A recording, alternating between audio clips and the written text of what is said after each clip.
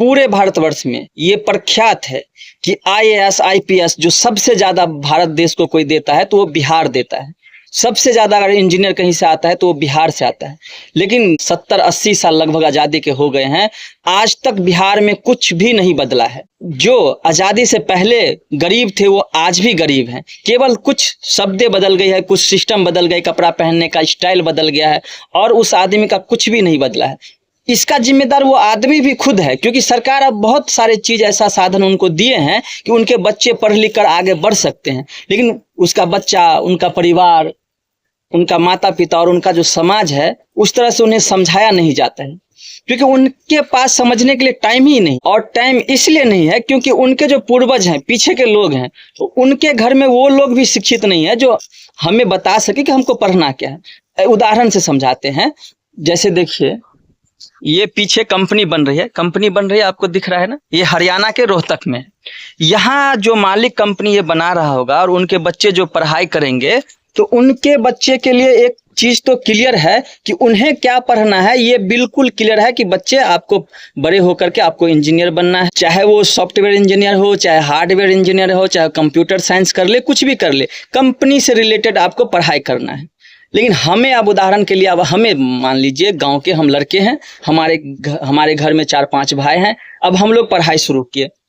पहली बात तो 5वीं 6ठी तक गांव में पढ़ाई, 9वीं तक पढ़ाई का कोई मतलब नहीं है जब तक हम पढ़ रहे थे। अभी भी वैसी ही सिस्टम है, वैसा साधन है। हम जिस स्कूल में पढ़ रहे थे केवल 2 मास्टर 8वीं तक के बच्चे को पढ़ाते थे, केवल 2 टीचर, 2 गुरुजी 8वीं तक के बच्चे को पढ़ाते थे। अब आपको अंदाजा लग जाएगा कि बिहार में किस तरह का शिक्षा व्यवस्था है। और उससे जरूरी बात कि हमारे घर के जो लोग हैं, और खासकर जितने भी सामाजिक जो लो लेवल के लोग होते हैं, जो गरीब जिनको अपने सब गांव में बोलते हैं, उनके घर में ज्यादातर लोग पढ़े लिखे नहीं होते। खास करके माँ बाप, दादा दादी, ये सब उतने पढ़े लिखे नहीं होते कि वो हमें रास्ता दिखा सके कि हमको पढ़ना क्या है आगे चल के। तो 10वीं के बाद तो स्टूडेंट जब बोर्ड का एग्जाम देता है उसके बाद तो आधा कंफ्यूजन में रहता है। कभी उससे पूछा भाई तू क्या रख रहा है, कभी उससे पूछा तू क्या रख रहा है, आगे क्या पढ़ाई करना है। तो कोई साइंस रख लिया, कोई कॉमर्स रख लिया, कोई आर्ट रख लिया। आर्ट में भी कई तरह के प्रकार होते हैं, उनमें से कुछ नहीं पता, जो रखना है रख ले भैया, बस पढ़ना है। पढ़ना क्यों है ससुरा हमको पता नहीं। बिहार के अगर सच पूछिए, जब तक हम पढ़ रहे थे तो ज्यादातर लोगों को पढ़ना क्यों है पता नहीं है, पढ़ के सरकारी नौकरी लेना है, हमें इससे ज्यादा और कुछ सोचना ही नहीं। बिहार के लोग बस इसी एक वजह से पढ़ रहे हैं कि हमको पढ़ के सरकारी नौकरी चाहिए और कुछ नहीं चाहिए भैया। तो सबसे पहले इस सोच को बदलना होगा। और आज के जो यूथ है ना, जो हमारे उम्र के हैं, 25-30 साल के हैं, या जो हमारे लगभग अब शादी विवाह करने वाले जो आम आदमी के घर से आते हैं, उनसे बस एक ही निवेदन रहेगा कि अगर आप शादी कर भी लेते हैं तो प्लीज आप अपने योग्यता के हिसाब से जितना आप कमाते हैं उसी हिसाब से अपने संतान की उत्पत्ति करें। अगर आज का यूथ भी इस चीज को नहीं समझ सका ना कि हमें कितने संतान की जरूरत है, हमें कितना संतान रखना चाहिए, हमारी कमाई कितनी है, संसाधन हमें कितना है, हम कितना पढ़ा सकते हैं, अगर ये आज का यूथ भी नहीं समझ पाया तो बिहार को आने वाले 50 साल तक भी और कोई नहीं बचा सकता है। क्योंकि 50 साल हम इसलिए बोल रहे हैं, अब हमारे यूथ जितने भी हमारे उम्र के 20, 22, 25 साल की उम्र में तो बिहार में शादी हो जाता है, फिक्स है ये। तो इस उम्र के जितने भी लोग हैं अगर आज शादी करते हैं और वो उनके भी अगर हमारे पिताजी की तरह या जो भी गांव के लोग हैं उनके पिताजी की तरह 4-5 धिया पुता हो जाता है, तो आप अपने जो इनकम सोर्स है उसके हिसाब से आप उन्हें उतना पढ़ा ही नहीं पाएंगे। और वो जितना पढ़ेंगे उस हिसाब में वो ड्राइवर बन पाएंगे, कंपनी में आके काम करेंगे, लेबर वर्कर हो जाएंगे, इससे ज्यादा वो कुछ नहीं कर सकते।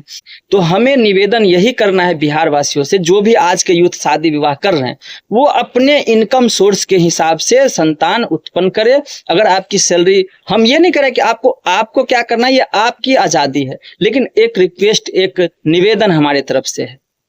बाकी बिहार को तो इसी तर्ज पे बदला जा सकता है, अन्यथा बिहार को बदलना नामुमकिन है। क्योंकि वहाँ की जो सत्ता है, वहाँ की जो सरकार है, वहाँ का जो सिस्टम है और वहाँ के जो लोग हैं वो खुद बदलना नहीं चाहते। जब तक आप आम आदमी और आज के यूथ बदलना नहीं चाहेंगे ना, तब तक बिहार का बदलना मुश्किल है। और अगले 20, 30, 40, 50 साल तक बदलना तो नामुमकिन है। इसी तर्ज पे अगर बिहार चलता रहा कि हमको पढ़ना है और केवल पढ़ना है और पढ़ के सरकारी जॉब लेना है, तो सरकारी जॉब अगर पास हुआ, इंटर जो भी करना है करके, तो 20,000 बच्चे को 20,000 नहीं 2,000 बच्चे को सरकारी जॉब मिलेगा और 1,98,000 और 800 कुछ आदमी जो है वो दिल्ली, बम्बई, कलकत्ता जाके जॉब करेंगे। ये लिख के रख लीजिए।